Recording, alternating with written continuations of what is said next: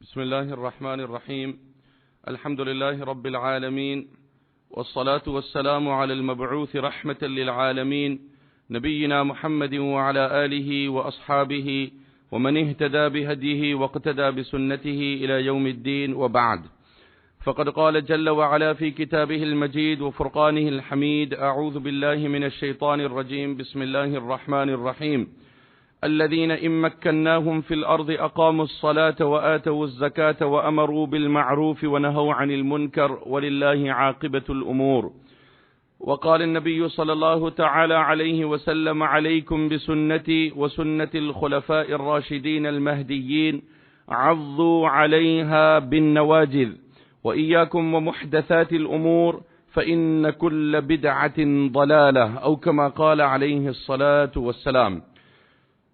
Honorable scholars, respected brothers, elders, mothers and sisters, it is a natural phenomena and a human instinct to sympathize and empathize with the victim of any tragedy.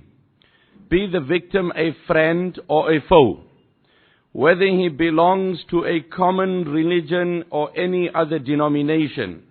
As humans, Allah has created us, and it is this very element of concern that elevates us over the animal kingdom. In the wild, you won't find this element of care and concern as is found among the human race, that whenever there is a catastrophe, whenever there is a tragedy, then there is an awareness campaign, there is a collection drive, there is a mutual support structure that is put in place to assist the victims. And this is great. This is brilliant, this is meritorious, this is awesome. However, as caring as the human is,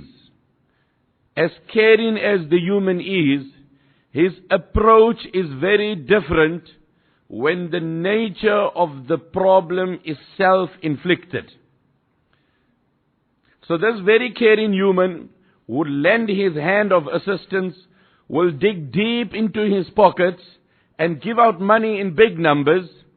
But if he is told that the victim is suffering because of the result of his own doings, then this human becomes very wary, very apprehensive, very two-minded. Now let me give it thought.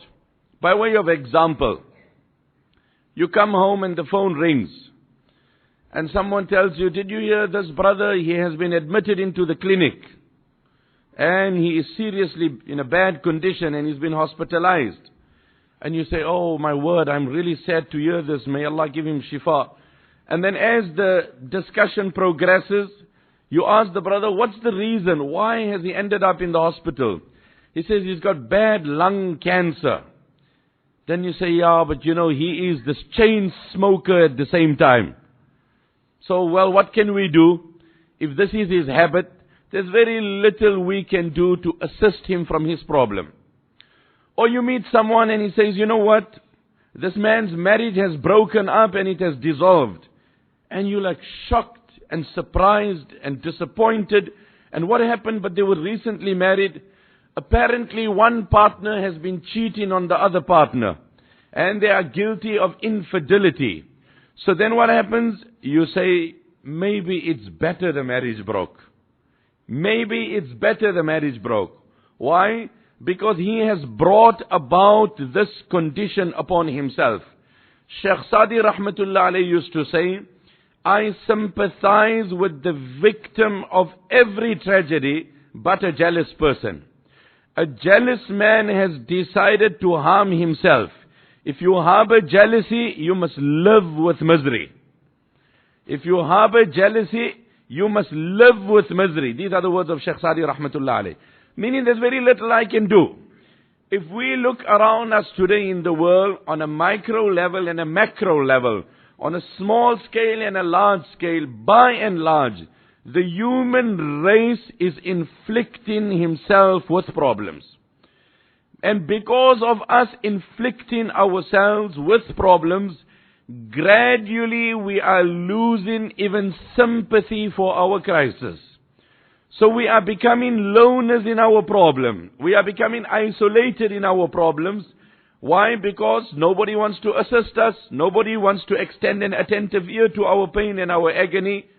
How often don't you see, and perhaps not in this part of the world, and may it never happen here, but back home it's a common occurrence, where you find a youngster has taken to drugs, and he has taken to the rough life, and he comes from a very dignified family, and he comes from a family with great social standing, and the brothers are prominent and respected and you know, really prosperous individuals. And then you meet the brother and he says, you know, I'm so sorry to see your brother on the road, and I met him at the rehab. You know what, Sheikh, we've washed our hands off and we've moved on with life. You know, we've got our own families and there's so much we can do. If you want to help him, may Allah bless you. But as the family, we've decided to move on. There's very little we can do. And that has really become the problem that has gripped the world. That has become the crisis. Now today I want to single out one situation, and I tell you how I want to focus my talk. I want to speak about just one aspect in our life that we are guilty of, because of which we have brought misery on our life. We could open it up from multiple dimensions, but to highlight one particular aspect because of which our lives, our family structure, our social structure has really taken great strain, and that is misery in our life as a result of greed and desire. As a result of greed. And I will share with you a few examples to illustrate the theory. At the onset, I must say, life by its very nature is daunting and challenging. So I don't have the recipe for a hiccup-free life. If you ask me, you know what, give me the formula that I don't have any issues in my life, I don't have any problems in my life, that is against the very grain of human existence on the earth. So neither I can give it to you, nor anyone else can give it to you. In English they say, what cannot be cured must be endured. What cannot be cured must be endured. Problems never end, they only differ. Problems never end, they only differ. I was once holding my two sons, in fact 3 of them, one in this hand, one in that hand, and one on my back, and I'm walking. And they were much younger than what they are now, obviously. One was 2, one was 4, and one was perhaps just a year or whatever. So one scholar met me and he said, Sheikh, mashallah, I see your hands are full. I say, yeah, it's really full. He says, rather they pain your hands than grow up and pain your heart. The burden is lighter now. You're carrying them in your hands, that's painful, it's hands full. But I promise you that burden is lighter and this problem is easier as they grow up. Then it's not hurting your hands, it's hurting your heart. It's piercing your heart. It's a sword in your heart. So the problems that when my children were small were different. When they grow up will be different. And life will continue, but they will never cease to end. وَلَقَدْ خَلَقْنَا الْإِنسَانَ فِي كَبَدٍ. Indeed, we've created man in challenges. That's the nature of human existence. He's riddled and gripped by multiple challenges. So, the point that I want to speak on is how greed has brought misery in our life. And I share with you in this regard anecdotes and extracts from the life of Sayyidina Ali radiyallahu anhu karramallahu wajha. So what I want to focus here is that there are certain challenges that Allah has put in our lap, and that is by His divine decree, and every one of us has to try and deal with it and get closer to our Creator. So we cannot remove that because that is divinely decreed by Allah and that's the system of Allah. But to add salt to injury, to compound the crisis, to aggravate and exacerbate the nature of the problem, we bring in about more misery on ourselves. And we make in life more challenging. So let me share with you the first incident regarding Sayyidina Ali radiyallahu anhu. He was one day sitting outside with his son, and we are always reminded that we need to have quality time with our children in this fast-moving world where everybody's gripped up and everybody's busy and everybody's occupied. We need to take our time and interact with our children and have some quality time. And we need to free that time and make it happen. So Sayyidina Ali radiallahu anhu is outside, with him is his son Sayyidina Hassan radiallahu anhu. Just then a beggar comes, and a beggar asks for something, please, please, please give me something on the name of Allah. So Ali radiallahu anhu tells his son Hassan, go inside, idhab ila ummik wa qul laha, say to your mum that I had left 6 dirhams in the house, hati minha dirhaman, please just give me 1 dirham. So obviously this is an amazing learning experience for the child, because the child is observing, he's watching, a beggar is coming, my dad is sending me to my mum. Obviously the subconscious mind is registering, and these things grow up, and often they have a profound impact in the later years of your life. How often don't we, I remember there was this elderly man, he was fond of me, may Allah fill his grave with noor, he was a great person, he was a wonderful man.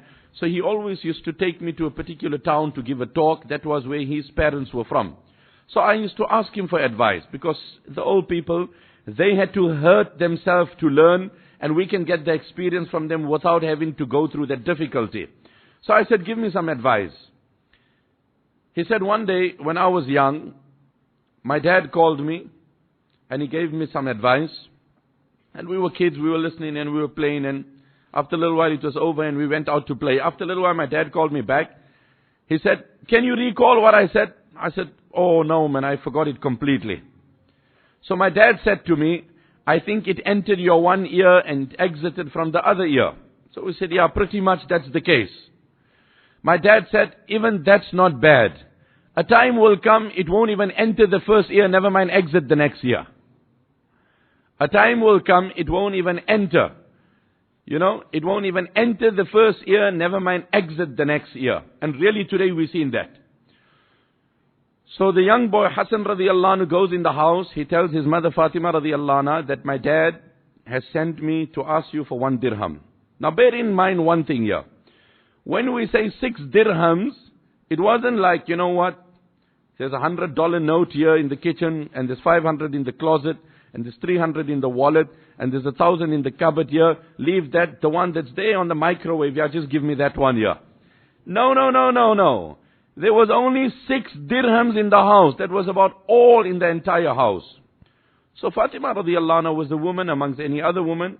She politely said, there's no food at home. I'm just wondering, ask my husband, ask your dad, can we leave this just to buy some food for you people, for the kids?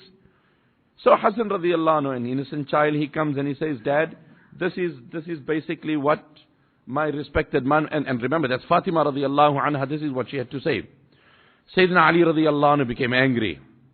And he said, لا يصدق إيمان عبد حتى يكون ما في يد الله أوثق مما في يده.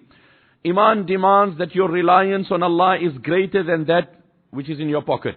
Now tell your mom, I don't want 1 dirham, I need all 6. Now tell your mom, I don't want 1, I need all 6. Right? Now a principle has to be established, a lesson has to be learned, and a message has to be given out, and a precedent has to be set. Again, look at the beautiful nature of their relation. In our case, this would blow up into an ugly altercation, and who you to tell me, and who you, and I'll call my brother, and I'll call my father, oh, and my word, okay, wait. Can we try and understand what's at the heart of this altercation? And it was a simple thing that just got ugly, just got blown out of proportion, and you know what, each person's ego with the next person's ego, and we're dealing with a major issue. This is unfortunately, how we deal with situations. Fatima radiallahu anha complied and she gave the entire 6 dirhams. Hassan radiallahu anhu came and he gave it to his father. Sayyidina Ali radiallahu anhu took the 6 dirhams and he gave it to the beggar. The beggar took it and he went, he doesn't know anything. Beggar got his money, he's happy from 1 to 6. You know what? He's happy, things are good for him. Takes his 6 dirhams and he goes. Now listen, it's not long, a person passes by, وَمَعَهُ جَمَلٌ, he has a camel with him. Sayyidina Ali radiallahu anhu asked him, أَتَبِيعُ هَذَا الْجَمَلِ, are you selling this camel? He said, of course I'm selling it. How much are you selling it for? بِمِئَةٍ وَأَرْبَعِينَ دِرْهَمًا, 140 dirhams. So Sayyidina Ali radiallahu anhu said, can I do a deal with you? Can we strike a deal? Oh, perfect. اِعْقِلْهُ عَلَىٰ أَن نُؤَخِّرَكَ بِثَمَنِهِ. You want to tie the camel here? I don't have a dime in my pocket. As soon as I get money, I will pay you. Perfect. Perfect. The narrator says, I'm amazed. Look at this man. He didn't have to fly to China to do a deal. He's sitting outside his house. And how Allah is making everything happen for him in a matter of minutes. He has had quality time with his son. He has then given charity in the path of Allah. He's impressed upon his wife the importance of being charitable. And it's not long and Allah sends a person here. He strikes a deal. The camel is tied. The amount is finalized. The buyer leaves, the seller leaves and he goes. And then the narrator of the hadith goes on to say, I am even more impressed that this man barely left and another person passes by. And he asked Sayyidina Ali radiallahu anhu, whose camel is this? So he said, it's my camel.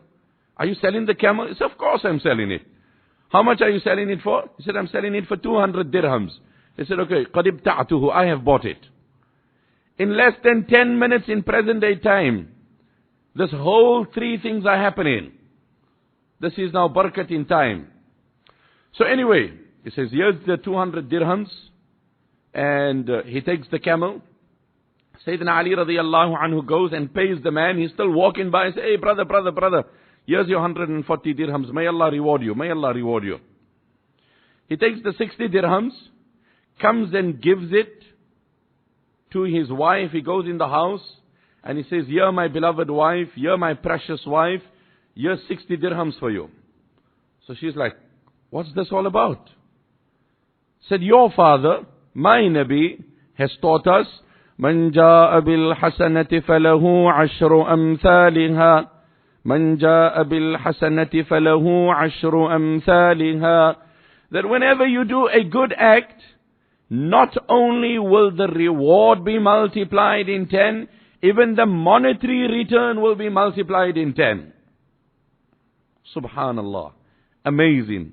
Awesome. Brilliant. Now hindsight. Let's introspect. Why don't I enjoy this type of barakah? Let's do some soul searching. So here I gave you a perfect example. Number one, I will identify our flaws. And I will show you how we have brought misery to our life. Number one, if I own 6 dirhams and that's all what I own, I will never have the courage to give that in charity. If that's all what I own 600,000 and I'm still counting the 6. I don't own it, I'm just saying. No, you start thinking I've got a bank balance here or something. I own and we own in the millions and we're still counting that 6 that we're giving. You know, I gave so much. That's my first setback. Number 2, if a person came to me and he sold me his camel, said 140 dirhams, I said fine, perfect, tie the camel, I will pay you. Then the next person comes to me and he says, are you selling the camel? I'm putting myself in his shoes. Are you selling the camel? He said, yes. How much are you selling it for, brother? I said, 200. He said, okay, I have taken it. As soon as he happily agrees, I say, oh man, I should have said 250. Oh man, oh gosh. Oh, brother, you know, that has brought misery to my life. That's why I'm full of stress. That's why I'm full of depression. Oh man, this guy, he was like game. He was easy going. I said 200. He said it's a deal. It's a steal. I'm happy. Now I said no. You know, my wife reminded me that somebody has a bid for 300. And actually, I'm just reminded that this is of a superior nature. And you know what? It's very rare in the... This is where the human race has brought misery upon itself. This is where we're knocking our own feet. That's the first point. But it doesn't end there. This is my own humble analogy. Even if I say hypothetically, I agree that he said 200 and I said it's a deal at 200. It doesn't end there. When this man buys the camel from me for 200 and he gives me the 200 dirhams, I don't go and pay the seller 140. I take 200 dirhams and we're going to Kuala Lumpur for holiday with my family. Make dua, inshallah. I promise my family a holiday. And he can sing a song. But let me tell you, he's not singing a song. His heart is making a curse. And that curse will bring misery to me in my holiday wherever I am. So my vacation will not cement my marriage, will not bring joy to my life, because I have taken his due from him. And he has a leg to stand on, and he has teeth to bite, and he has a right to fight. So I'm gone. So that is why you and I don't have this barakah. This greed has paralyzed us. It has crippled us. It has destroyed us. Sayyidina Ali happy, 200, alhamdulillah. Go my brother, go pay him his 140. And here, before the sun could set, Fatima had given 6 in the morning. And before the sun could set, Allah had given her 60. Satisfied. Now I'm about to come back from China. And I don't mean I'm talking general. And all is on track. And just the day I'm about to board the flight, Ching Chong dangles a candy before me. And say, hey, Mr. Husayn, Mr. Muhammad, you know what? We've got another venture here. Okay? Now I'm busy on the one phone with my travel agent. Phoning home, tell the driver, please, he needs to take the children another 2 more days to school. Tell Brother Yusuf to just hang on in the shop. Tell the wife, just sorry man, if this thing comes right, inshallah we can do Umrah in business class. And end of the year, inshallah, New York. Right? Just, now I want to upset this whole apple cart. Why? Greed. So now I'm busy on this phone, I'm checking my emails, I have to do adjustments at home. Hello, how much am I going to eat? How much am I going to take? To what extent? How long will I keep on going on like this? I need to do this, I need to have this, I need to go higher, I need to go higher. Where's the limit? What's the roof? What's the cutoff point? Next incident. 2 people sit down. Look at the wisdom of Sayyidina Ali radiyallahu anhu. 2 people sit down on the side of a road. جَلَسَ رَجُلَانِ يَتَغَدَّيَانِ. They are sitting and they're eating. مَعَ أَحَدِهِمَا خَمْسَةُ أَرْغِفَةٍ. One of them has 5 loaves of bread. وَمَعَ الْآخَرِ ثَلَاثَةُ أَرْغِفَةٍ. And the other one has 3 loaves of bread. So effectively they have 8 loaves of bread. They just sit down to eat and a person passes by. So there's obviously, ethical, morally, he greeted, so they said, Wa alaikum salam, brother please join us. So he responded and he sat down. فَأَكَلُوا الْأَرْغِفَةَ الثَّمَانِيَةَ بِالسَّوِيَّةِ. So the 3 of them ate 8 loaves of bread equally. Right? So two people were sitting and eating. One had 5 loaves, one had 3 loaves. A person passes by, they greet him, he answers, join us. Okay, he sits down, they eat 8 loaves, they eat it equally. That's the key word, because as I run you through the entire incident, you will have to relate with this word here to understand the whole thing objectively. After eating, he stands up and he takes out 8 dirhams. And he says, listen, they didn't ask him anything. As a kind gesture, they welcomed him, but he just felt morally obliged. And he said, خُذَاهَا عِوَضًا عَمَّا أَكَلْتُ مِنْ طَعَامِكُمَا. Listen folks, you've been very kind, you've been very, gracious. May Allah reward you. I enjoyed the meal. Here's 8 dirhams, please split it amongst the 2 of you, and thank you very much. Very kind of you. I enjoyed the meal. Fine, the man leaves. Now comes the issue. Now comes the greed. Now comes the self-infliction. Now comes the ego. Look at it. Initially they invited him. They had no hope for money, no anticipation for money. Money came in the equation. This is where the problem started. فَقَالَ صَاحِبُ الْخَمْسَ لِي خَمْسَةُ دَرَاهِمْ.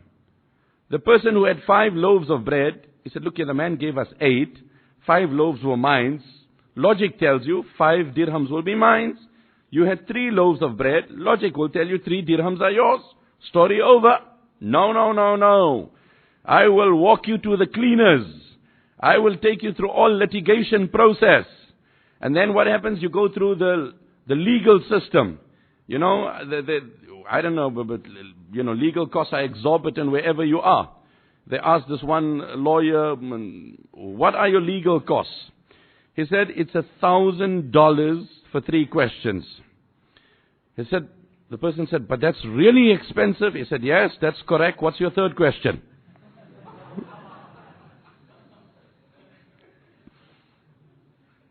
What are your legal costs? $1,000 for 3 questions. Okay, but that's expensive. Yeah. Go ahead. What's your 3rd question? Whoa.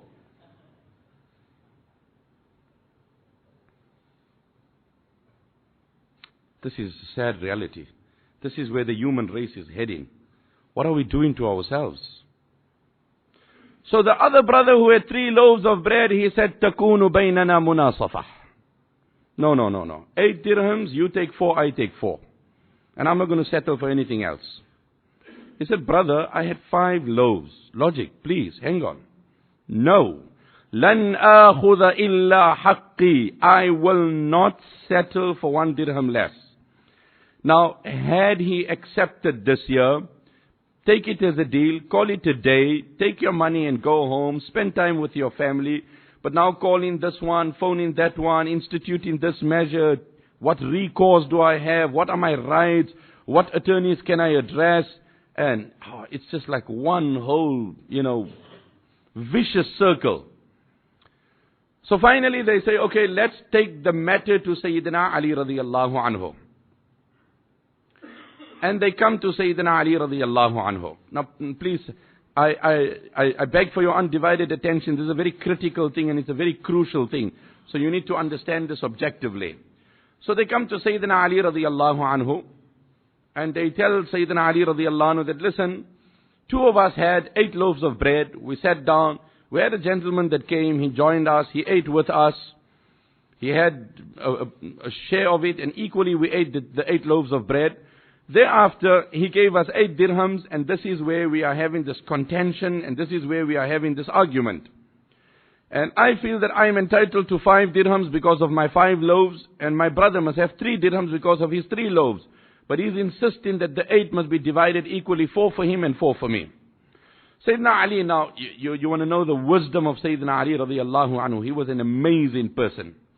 Sayyidina Ali radiyallahu anhu looked at the whole thing, he analyzed the situation. He addressed the man who owned 3 loaves. He said, قَدْ عَرَضَ صَاحِبُكَ مَا عَرَض وَخُبْزُهُ أَكْثَرْ مِنْ خُبْزِكَ فَخُذِ الدَّرَاهِمَ الثَّلَاثَ خَيْرٌ لَكَ.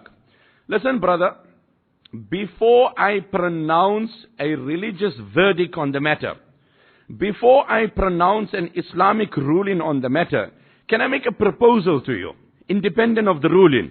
He said, please do.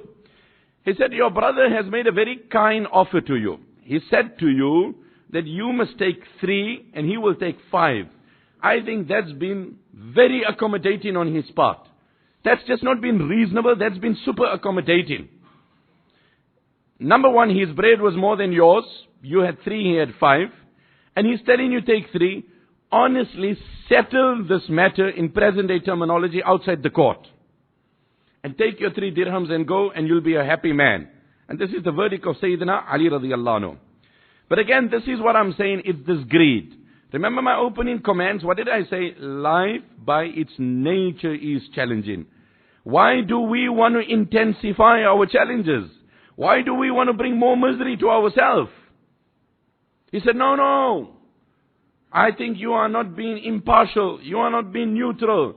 I want my full right. What is entitled to me must be given to me. Okay. If that's what you want, my brother, then brace yourself for something unpleasant. لَنْ آخُذَ إِلَّا حَقِّي. So Sayyidina Ali radiyallahu anhu then tells him, and listen to this, he said, you want your right. You're fighting for your due. He said, لَيْسَ لَكَ إِلَّا دِرْهَمٌ وَاحِدٌ وَلِصَاحِبِكَ سَبْعَةُ دَرَاهِمْ. You know what, my brother? If you want to go the legal, legitimate, rule way, then I'm sorry to inform you, your brother, your colleague is entitled to 7 dirhams out of the 8, and hello, you only deserve 1. You only deserve 1. So he's like in rage and fury. But عرفني كيف ذلك. I'm trying to make my 3 into 4, you're making it into 1. He says, listen, now look at the wisdom of Sayyidina Ali radiallahu anhu. Just ponder over this. He said, أَلَيْسَ لِلثَّمَانِيَةِ الْأَرْغِفَةِ أَرْبَعَةٌ وَعِشْرُونَ ثُلُثًا. Take 3 loaves of bread. 8 loaves of bread, that's what you told me. It was divided into 3 people equally. Basic maths, if you divide 8 into 3, you won't have an equal number. Double 8 into 16 and divide it into 3, it won't be even. So make it into 24. So assume every loaf was cut up in a third. So we have in 8 loaves cut up into 3 portions. That means 24 portions. 24 pieces divided. There's not a maths lesson here, right? Please. I left school many, many years ago, right? And by the way, I never used to attend lessons when I was in school. 24 pieces of bread, quarters, divided into 3 people. أليس للثمانية الأرغفة 24 ثلثا وإذا قسم على 3 صار لكل واحد 8 أثلاث. So take 24 quarters, right? Divide it into 3 people, because that's what you told me, 8 loaves eaten by 3 people equally. That means every person had 8 quarters in his share, 8 portions in his share. Not quarters, quarter won't be an accurate expression. 8 portions in his share. He said, yeah, of course, right? Perfect. Okay. So now, وَأَرْغِفَتُكَ الثَّلَاثَةُ تُسَاوِي 9 أثلاث أَكَلْتَ مِنْهَا 8. And you, brother, you had 3 loaves of bread? Yes, of course. So divide your 3 or multiply your 3 by 3. It's going to come into 9 portions. And out of the 9, 8 you ate yourself. Take your 3 loaves of bread and multiply it by 3. 3 times 3, you're going to end up with 9. Out of that 9, you ate 8 portions yourself. بَقِيَ مِنْهَا وَاحِدٌ. Out of your 3 loaves, only 1 portion was not consumed by you. وَأَمَّا صَاحِبُكَ, and your friend here, فَأَرْغِفَتُهُ الْخَمْسَ تُسَاوِي 15 ثُلُثًا. His 5 loaves times 3 will give you 15 portions. أَكَلَ مِنْهَا 8. He ate from it 8 portions. Or أَكَلَ مِنْهَا, he ate from it 9 portions. He had his share from it. This was not put into a program, install it, and then wait, it will do the calculations, and it will give you the result, or go online. No. This is Sayyidina Ali radiallahu anhu's brain instantly running. This was the intelligence that Allah had given to Sahaba ridwanullahi ta'ala alayhim ajma'in. So this person had 5 loaves, and out of 5, multiplied by 3 becomes 15. He ate 8 from the 15. He ate 8 from the 15. How much is left out of that 15? بقي 7. أكلها صاحب الدراهم مع ثلثك. That man who gave you 8 dirhams, he ate 7 of his and 1 of yours. And then he dropped you in 8 dirhams. So take your 1 and go, and give him 7 and go. Now he looks at Ali, he says, hey, that 3 dirhams in the beginning were really looking good. You know, when you said, I must take, brother, no, it's over now, my brother. You brought misery to yourself, you brought depression to yourself, you brought frustration to yourself. And that's why I told you nicely, Sayyidina Ali said, take your dirham and go. 3 is a very, very kind figure. It's a very generous figure. It's a very it's a very gracious figure. But what happened? Greed. It is the aspect of greed that has brought misery to us. I mean, look at the profoundness and the richness and the intelligence of Sayyidina Ali radiallahu anhu. Yet another incident. What is the incident? Sayyidina Ali radiallahu anhu comes out at night. It's cold, it's dark, he is feeling hungry, there's no food. So he goes and he sees that there is one person, non-Muslim, he's got a well and he's got some water there. He looks at Sayyidina Ali, تَرْتَعِشُ أَطْرَافُهُ. He was trembling with cold, he was trembling with hunger. Sayyidina Ali radiallahu anhu looks at him, he says to Sayyidina Ali radiallahu anhu, هَلْ لَكَ أَن تَمْلَأَ لِي مَاءً عَلَىٰ أَن تَأْخُذْ مِن كُلِّ دَلْوٍ تَمْرَةً. Are you prepared to work for me, some manual labor? You fill the buckets of water for me, and every bucket you fill, I will give you 1 dirham. Sayyidina Ali radiallahu anhu said, that is fine, that's perfect, no problem. So he fills 1 bucket, فَأَعْطَاهُ الْيَهُودِيُّ تَمَرَةً. He gives Sayyidina Ali radiallahu anhu a date. Sayyidina Ali radiallahu anhu fills another bucket, gives him another date. Sayyidina Umar radiallahu anhu used to say, the most mean of jobs is not so humbling as begging is. The most mean of job, the most simple of job. You don't lose your dignity by working. You don't lose your respect by working. But begging, yes, you compromise it. Islam advocates, move your hands and earn, do something. Maryam alayhi salam was giving birth to the great Prophet Isa alayhi salam.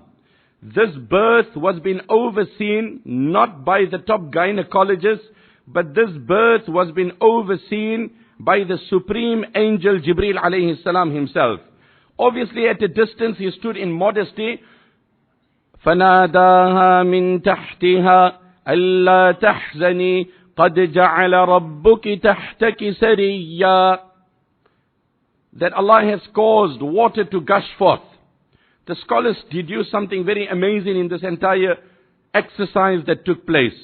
Allah said to Maryam alayhi salam, we will provide for you water and we will provide for you food. But what did Allah task Maryam to do while she was giving birth? وَهُزِّي إِلَيْكِ بِجِذْعِ النَّخْلَةِ تُسَاقِطُ عَلَيْكِ رُطَبًا جَنِيًّا. She gave birth beneath the palm tree. Allah said, shake the branch and we will cause the dates to fall. The scholars say, miraculous provisions were made for her. And Allah could divinely allow the dates to fall in her lap without her moving her hand.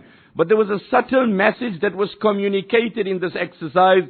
And that is, in this world, Allah is the giver and He is the sustainer and He is the provider. But as humans, we've been told that we need to flex our hands and move our hands and Allah will provide. And that's the system that Allah has adopted. However, throughout time, and that's a topic of its own and I don't want to digress, is that Allah proves against His system. Whatever system Allah has adopted in this world, you will find there are numerous examples that against that system Allah gives. So without the union of parents, Allah can bless with children. Without one parent, Allah can bless with a child. Without the intervention of a degree, Allah provides. Why? To teach man that this is a system that Allah has adopted, but Allah is not bound by that system. Allah is not bound by that system. Man, when he designs something, then the user and the manufacturer both are governed by the common system. The man who designs that BMW also needs the very same key that I need to start the car, as much as he's the designer of the car. He's not independent of the system. He needs to put the key in, press a button and the car will start. And he needs to do the very same manual which I need to do. But Allah is not bound by the system, but yes, there are certain measures that Allah has put in place. So anyway,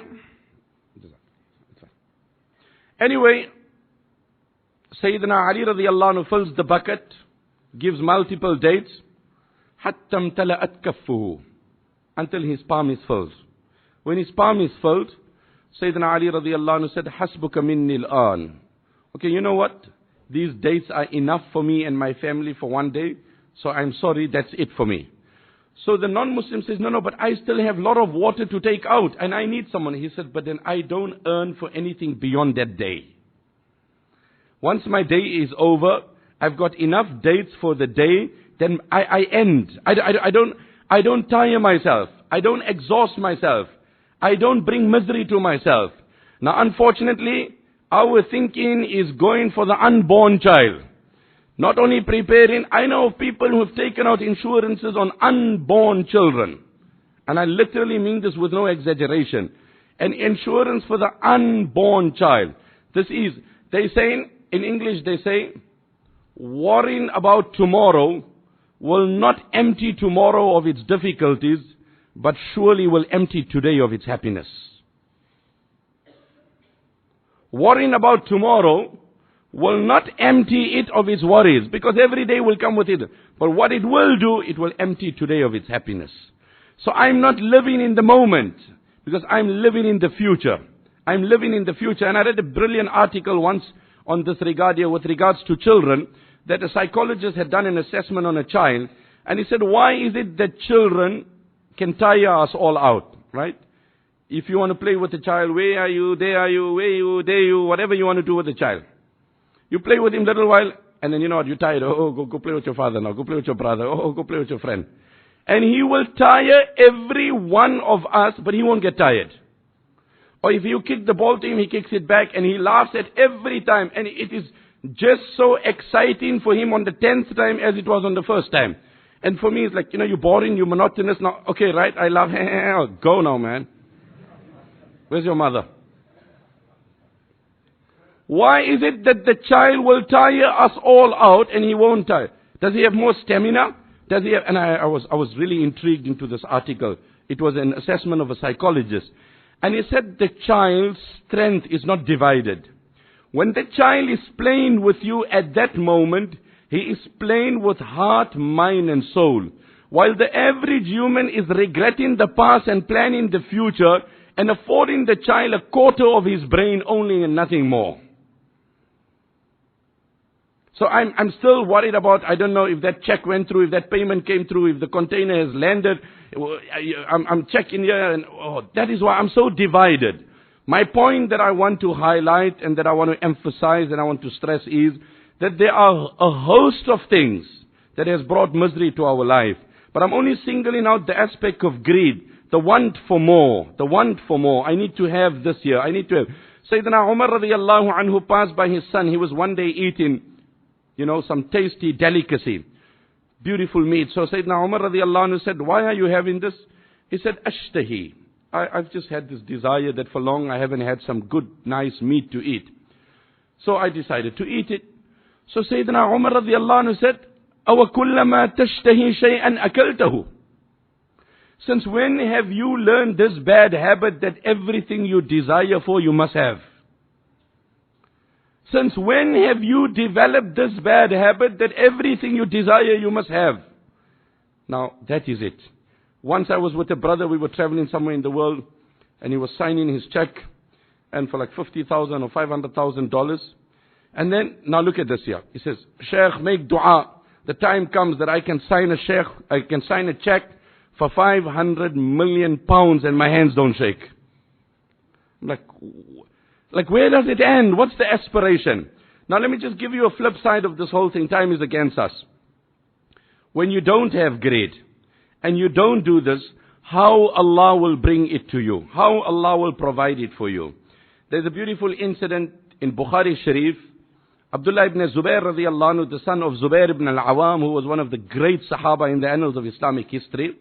He said, my father Zubair called me on the eve of the battle.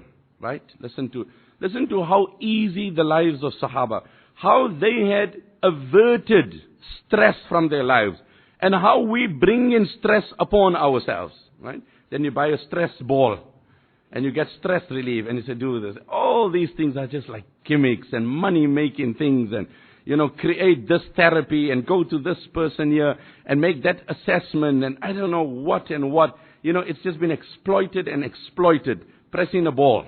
Okay. So this is supposed to now take away your attention. So anyway, Abdullah ibn Zubair radiallahu anhu says, I was standing with my father in the battle of Jameel. On the evening my father called me. What was the maturity of the children of that time? Oh my word. He said, La ura al-yawm. I think today I will pass away. The way I look at the battle, how it's going to unfold, I doubt I'm going to survive, oh my son. A father having a discussion with his son on the eve of the battle. Just at that time, in 5 minutes, he winds up his whole estate. Yeah, you got trustees, you got executives, you got attorneys, you got a whole panel of people and nothing happens. Everybody usurps it and it's gone. In English they have two sayings. They say where there is a will, there is a way. And the other saying is where there is a will, there are relatives. Where there is a will, there is a way. And where there is a will, hey, that's my brother, hey, that's my uncle, hey, that's my cousin. Whoa, whoa, where did everyone pop up like popcorn? Where there is a will, there are relatives. Everybody comes on board. My father called me in the evening of the battle and he said, I think I won't make it today. وَإِنَّ مِنْ أَكْبَرِ هَمِّي لَدَيْنِي. You know, my son, my biggest worry is my debts. أَفَتَرَى دَيْنَنَا يُبْقِي مِنْ مَالِنَا شَيْئًا. You think after you settle all our debts and liabilities, will there be any money left? وَأَوْصَى بِالثُّلُثِ. And he said, listen, a third of my wealth I want to bequest. Because Islamically you can bequest a third, and 2/3 will go to the divine stipulated heirs as ordained by Allah subhanahu wa ta'ala in the Quran. That's after clearing all liabilities, obviously. وَأَوْصَى بِالثُّلُثِ وَثُلُثُ ثُلُثِهِ لِبَنِيهِ. And a third of the third, that is a ninth of the estate, must go to your children. He's addressing his son Abdullah. He said, I need you to settle the debts, and then from 1/3 I want to make a bequest, and a third of the third I want you must give to my grandchildren. So I said, okay, okay. And then my father started impressing upon me, وَلَهُ يَوْمَئِذٍ تِسْعَةُ بَنِينَ وَتِسْعُ بَنَاتٍ. When my father passed away, he left behind 18 children. 18 children. You know, there's one person, we met him, someone told me this year. So, asked him, how many children your father has? How many brothers and sisters you are? He says, we are 19 brothers and sisters. So someone asked him, what work your father does? He said, this is the work he does.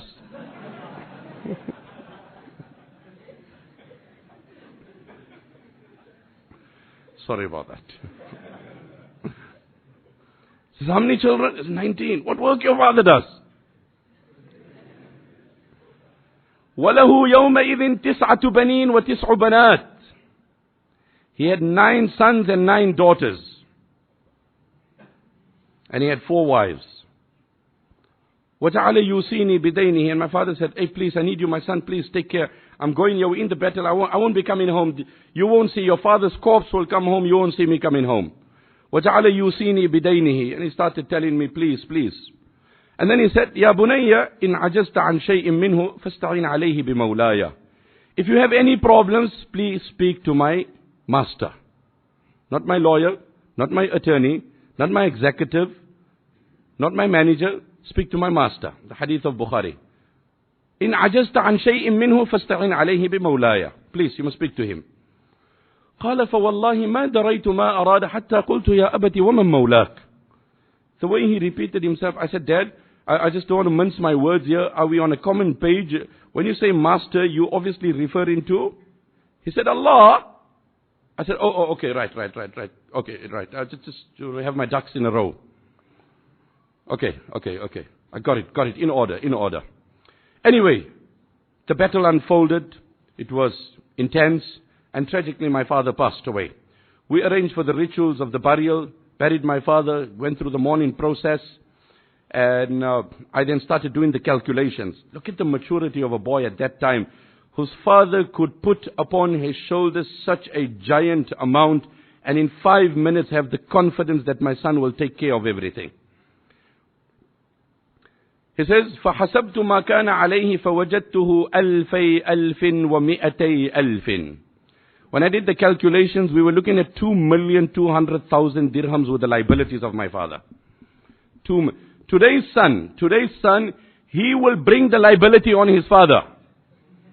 Dad, somebody will come, just pay him. I'll tell you afterwards what happened. Yes.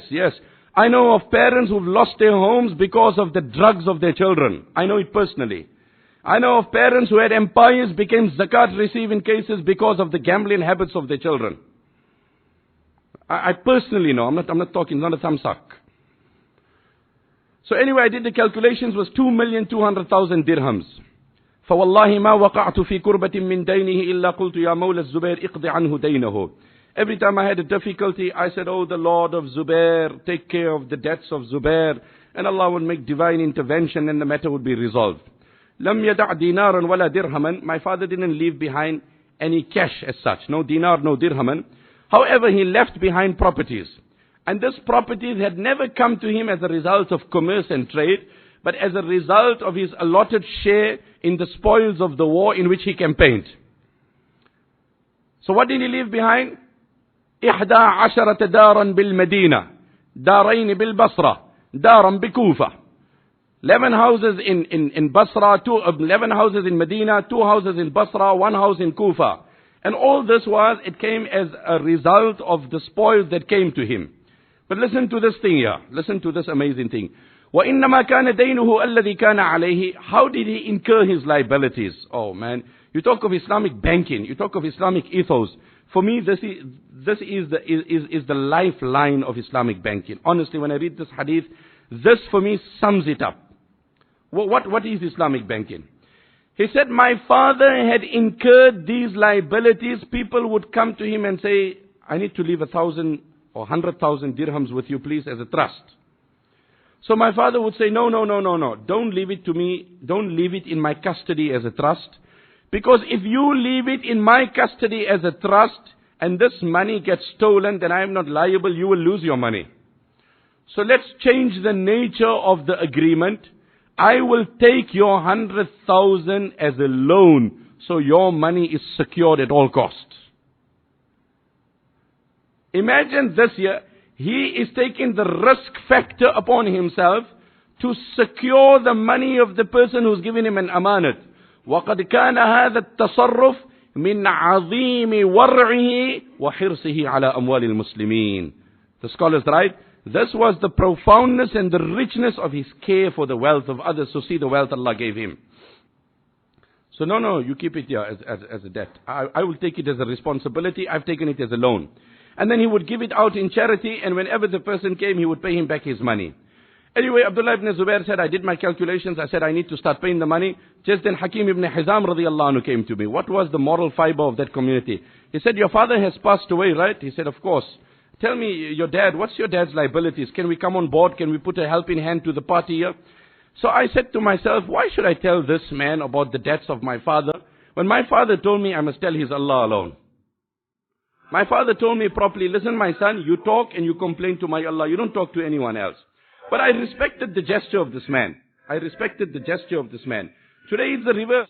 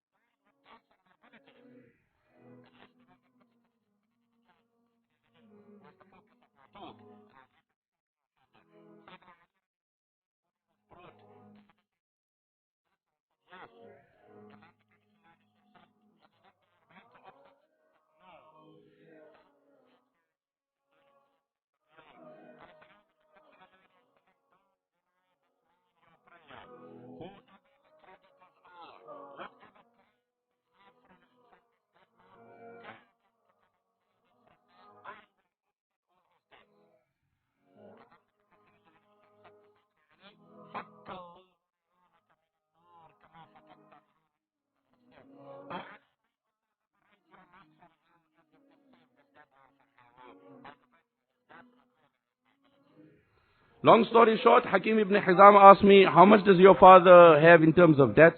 So I downplayed the figure. If we know somebody wants to help us, we'll blow it up even more. You know, tell me I've got some zakat money. I heard there's someone, yeah. In fact, there's a whole big family also. Yeah. And I just got news now there are 2 other families here. So, you know, whatever you have, brother, may Allah bless you. We'll go bigger and louder and we'll get, public with it. He said, I downplayed. My father's debts were 2 million. I said it was 200,000. How much your father owes? 200,000. ما أرى أموالكم تسع هذه. I don't think you have the financial muscle to support this liability. I said, no, I appreciate your kind gesture, but inshallah, we will be in touch. Hakim ibn Hizam said, I don't want to be nosy in your matters. The only reason why I'm asking is, if you need, please call upon me, and it's a gift from me. I don't want anything. When you look at that whole makeup of Sahaba, their community, it was just something else. He said, I appreciate it, my brother. Jazakallah. May Allah bless you. If there is a need, I'll call on you. Anyway, his father had left behind a very valuable property called Ghaba, which he had purchased for 170,000 dirhams. So Abdullah bin Zubair radiallahu anhu told people, Man kana lahu ala Zubairi shay'un falyuwafina bil Ghaba. Anybody who has a claim against my father, please meet me at Ghaba. This was a location between Medina and Khaybar, and it was actually two gardens, hadiqatain. Come there, we will either give you a plot, or we can talk and we can resolve it. So Abdullah ibn Ja'far radiallahu anhu came to him. I said in the beginning, we've brought misery with greed in our life. When the hearts are clean, the hands are open, the mind is free, and there isn't greed, look at how Allah will give you. Abdullah ibn Ja'far comes to Abdullah ibn Zubair. He said, sympathies on the loss of your dad. Here are my documents, and that your father, your late father, owed me 400,000 dirhams. 400,000 dirhams. But honestly, I haven't come to claim it. I have come to inform you that I have forgiven your father and I don't want to send. Hello? 400,000 dirhams. 400,000 dirhams. I don't need the money. I really don't need the money. So please, you know what? I just want to inform you so you can close that book and it's done and you put it behind you. So Abdullah ibn Zubair said, no. My father has left behind enough. My father has left behind enough. So please, I will pay you your money. So then Abdullah ibn Ja'far said, okay, in shi'tum tu'akhiruna fima in akhartum. Okay, when you start paying me, pay me last. When you start paying all your other creditors, then make me the last person to settle. I'm under no pressure. We've brought misery because of that, and they brought peace to their life. They brought tranquility. Nowadays, you know what? Every man looking at your phone, just waiting, did the transfer come through? Every little, hey, this thing is not beeping here. Is the network down? Get the network quickly. I need to be in an area where there's service. I'm waiting for a transfer. I'm waiting for a transfer. I'm waiting for a transfer. I've seen people sitting with their families on outing, and the man is on the phone 24/7. I'm like, what a life is this? What a life is this? Pay me the last person. He said, no, wait here. I've got this prime property here. You want to take a portion of land? He said, perfect. He demarcated an area equivalent to the value of 400,000, and he gave it on behalf of his dad, and he settled the debt.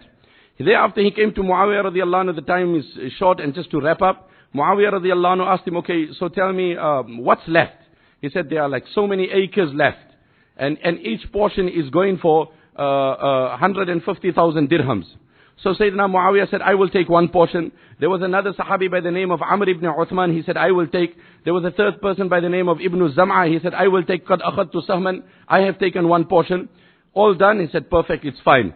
Then Hazrat Muawiyah radiallahu anhu said, go call Abdullah ibn Ja'far and come. I believe he's bought the major portion of this land in lieu of a debt. He said, yes, that's correct. He barely done the deal. He came with the intention to excuse the entire amount. I don't need it. Abdullah ibn Zubair insisted that I need to pay you your money. He paid him his money. Then the plot that was adjacent to it, Muawiyah radiallahu anhu bought it. And he asked Abdullah ibn Zubair, this plot goes to who? He said, I just gave it to Abdullah ibn Ja'far because my father owed him money. He said, call him and come and tell him I want to make a deal with him. He came back, and that which was given to him in lieu of 400,000, within minutes was bought from Muawiyah radiallahu anhu, bought by Muawiyah radiallahu anhu for 600,000 dirhams. But did he come with the intention of 600,000? No, he came with the intention of forgiving everything. And Allah subhanahu wa ta'ala gave him all this extra. And then all the brothers of Sayyidina Abdullah ibn Zubair came to him, his 18 siblings. And they said, اقسم بيننا ميراثنا. We want our share. He said, لا أقسم بينكم حتى أنادي بالموسم 4 سنين. I will not distribute till I don't announce 4 years in succession at the time of Hajj, that I'm sure that I have cleared every liability from my father. Today I am satisfied that my father doesn't owe a dime, then I will give each one of you his share. And after 4 years he had absolute satisfaction that there were no claims against his father. Then he winded up the estate. And for your information, what was the estate that he left behind? What was his kind gesture? What was his noble conduct? And what was his estate when he left behind? فَكَانَ جَمِيعُ مَالِهِ 50,000,100,000. He left behind an estate valued at 52 million dirhams. 52 million dirhams. And he never worked, he never earned. And this is the barakah and the blessings that Allah gave him. We ask the Almighty Allah subhanahu wa ta'ala to remove the misery and the agony in our lives. May Allah grant us satisfaction. May Allah grant us contentment. Allahumma tayyib lana kasbana wa